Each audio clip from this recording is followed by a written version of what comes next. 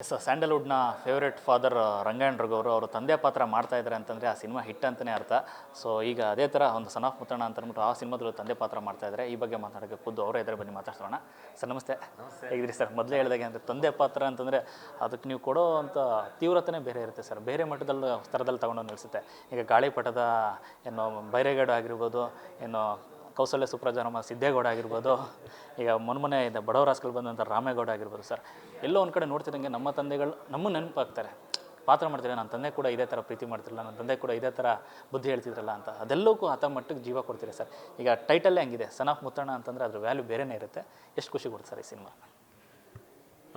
ಒಂದು ರೀತಿ ಖುಷಿ ಆಗುತ್ತೆ, ಯಾಕೆಂತಂದರೆ ಶ್ರೀಕಾಂತ್ ಅವರು ನಮ್ಮ ಒಂದಷ್ಟು ಸಿನಿಮಾಗಳು ನೋಡಿಕೊಂಡು ಪಾಪ ಒಂದು 2-3 ಸರಿ ಟ್ರೈ ಮಾಡಿದ್ರು, ಒಂದು ಕಥೆ ಹೇಳಿದ್ರು, ಅದಕ್ಕೇನೋ ಅದು ಸಾಕಾರವಾಗಲಿಲ್ಲ ಅವಾಗ. ಆಮೇಲಿಂದ ಹರಿಯವ್ರು ಸಿಕ್ಕಿದ್ರು, ಈ ಥರದೊಂದು ಕತೆ ಹೇಳಿದ ತಕ್ಷಣ ಹೌದು ಅಪ್ಪ ಮಗನ ಕತೆ ಆದರೆ ಅಲ್ಲ, ಆದರೆ ಹೌದು ಈ ಅದೊಂದು ಟ್ವಿಸ್ಟ್ ಇತ್ತು. ಹಾಗಾಗಿ ನಾಳೆ ಅಪ್ಪನ ರೋಲ್ ಸಾಕಷ್ಟು ಮಾಡಿದ್ದೀನಿ ಎಲ್ಲರಿಗೂ. ಈಗ ನೀವು ಹೇಳ್ದಂತೆ ಎಲ್ಲ ಸುಮಾರು ಜನಕ್ಕೆ ಹೀರೋಯಿನ್ಗಳಿಗೂ ಅಪ್ಪ ಆಗಿದ್ದೀನಿ. ಇದು ಹೌದಲ್ಲ, ಬೇರೆ ಥರ ಇದೆ ಹೌದಲ್ವಾ ಅಂತ ಅನ್ನಿಸ್ತು. ಅದು ಒಂದು ಈ ನಾನು ತಂದೆ ಪಾತ್ರ ಮಾಡೋನು ಒಂದು ತಾಯಿಯ ಪ್ರೀತಿಯನ್ನು, ತಾಯಿಯ ಮಮಕಾರವನ್ನು ನನ್ನ ಮಗನಿಂದ ಪಡ್ಕೋತೀನಿ, ಆ ಥರದ್ದೊಂದು ಪಾತ್ರ. ಅಂದರೆ ಹಂಗೆ ಅದು ನಿಮಗೆ ಒಂಟಿತನದಲ್ಲಿ ಒಂಟಿಯಪ್ಪ ಹೌದಪ್ಪ ಹೌದು ಇನ್ನು ಒಂಟಿನೇ ಅನ್ಬೇಕಾರೆ ಒಬ್ಬ ಅದ್ಭುತವಾದಂಥ ಮಗ ಸಿಕ್ಬಿಡ್ತಾನೆ, ಬಂದ್ಬಿಡ್ತಾನೆ ಅವನ ಮಗ ಬಂದು ಅವನು ತೋರಿಸೋದು ಎಲ್ಲನೂ ಇದು ಹಿಂಗೆ ಸಾಧ್ಯನಾ ಅಂತ ಅನ್ನಿಸ್ಬಿಡುತ್ತೆ.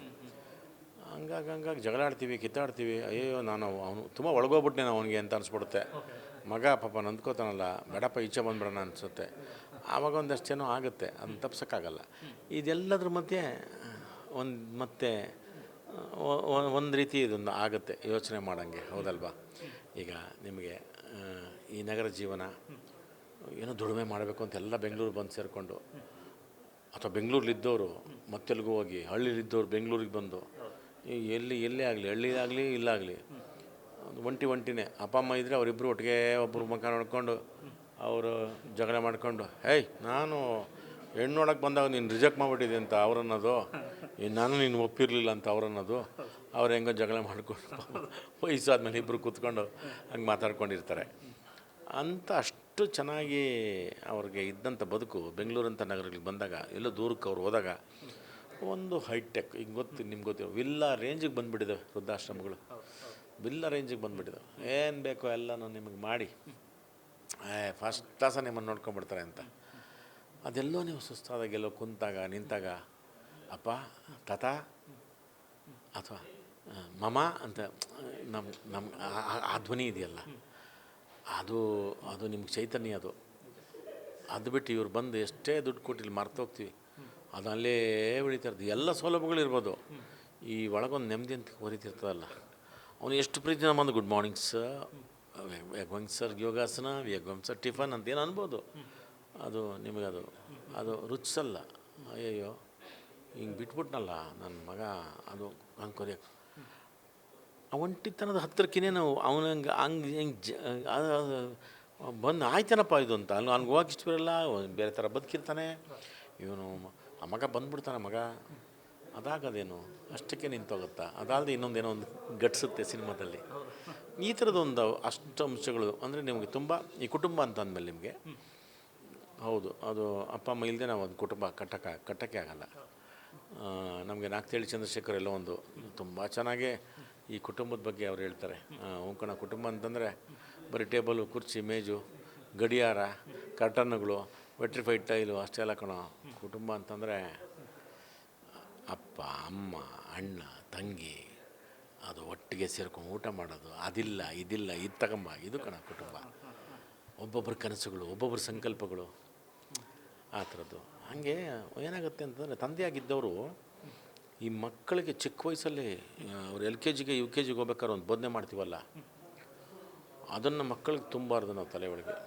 ತುಂಬ ನಿನಗೆ LKGಲಿ 3 ಲಕ್ಷ ಕೊಟ್ಬಿಟ್ಟೆ ಕಣಪ್ಪ ಫೀಸು, 1ನೇ ಕ್ಲಾಸ್ಗೆ 5 ಲಕ್ಷ ಕಣೋ, 8ನೇ ಕ್ಲಾಸ್ಗೆ ಬರೋದ್ರೊಳಗೆ ಏನೋ 50 ಲಕ್ಷ ಖರ್ಚು ಮಾಡಿಸ್ಬಿಟ್ಟಲ್ಲ, ಮೆಡಿಕಲ್ ಇಂಜಿನಿಯರ್ ಎಲ್ಲ ಸೇರಿ 3.25 ಕೋಟಿ ಕಣೋ. ಅವ್ನು ಬಿಸ್ನೆಸ್ ವ್ಯಾಪಾರಸ್ಥ ಆಗ್ಬಿಡ್ತಾನೆ ಅವನು.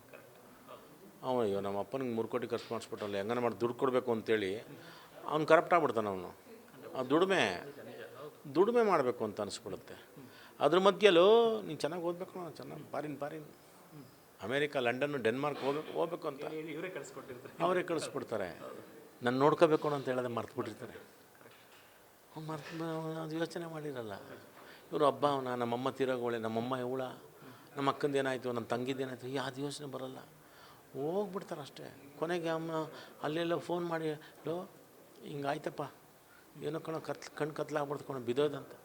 ಯಾಕೆ ಒಬ್ಬನೇ ರೇಗ್ ಬಿಡ್ತಾನೆ, ಯಾಕೆ ಒಬ್ಬನೇ ಇದೆಯಾ, ಅಲ್ಲಿ ಫ್ಯಾಂಟಾಸ್ಟಿಕ್ ಇರೋದು ಇದಾವಲ್ಲ ವಿಲ್ಲಾಗಳು, ಅವೆಲ್ಲನೂ ಅವ್ನು ಮಾತ್ರ ಕೊಡ್ತಾನೆ, ತಿಂಡಿ ಕೊಡ್ತಾನೆ, ಎಲ್ಲ ಕೊಡ್ತಾನೆ, ನೀನು ನೋಡ್ಕೋತಾನೆ, ನನಗಿಂತ ಚೆನ್ನಾಗಿ ನೋಡ್ಕೋತಾನೆ ಅಂತಾನೆ. ಅವ್ನಿಗದು ಬೇಕಿರಲ್ಲ. ಅಯ್ಯೋ ನನ್ನ ಮಗ ಕಿತ್ತೋದು, ನನ್ನ ಮಗ ಇವನು ಹಂಗೆ ಅಂದ್ಬಿಟ್ಟು ನಾನು ಕೊರಗಕ್ಕೆ ಶುರುವಾಗ್ಬಿಡುತ್ತೆ ನೋಡಿ. ಆ ವಿಚಾರಗಳನ್ನು ನಾನು ಹೇಳ್ತಾ ಒಂದಷ್ಟು ಹೌದಪ್ಪ ನೆಮ್ಮದಿ ಸಿಕ್ಬಿಡ್ತು ಅಂದರೆ ಇದಕ್ಕಿನ್ನ ಮಿಕ್ಕಿದ ನೆಮ್ಮದಿ ಏನೋ ಎಲ್ಲ ಕೊಟ್ಟನಲ್ಲ, ಮಾಡ್ದೆ ನೆಮ್ಮದಿ ಇನ್ನೇನಿದೆ ಅಂದ್ಬಿಟ್ಟು ಅವನು ಹೋಗ್ತಾನೆ. ಅಯ್ಯಯ್ಯೋ ಇದರಿಂದ ನನ್ನಿಂದ ಆಗ್ಬಿಡ್ತಲ್ಲ ಅಂತ ಒಂದು ಅದಾಗುತ್ತೆ. ನಾನು ಬರಬಾರ್ದಿತ್ತಲ್ಲ ಅವನು ಇದರೊಳಕ್ಕೆ ಅಂತ.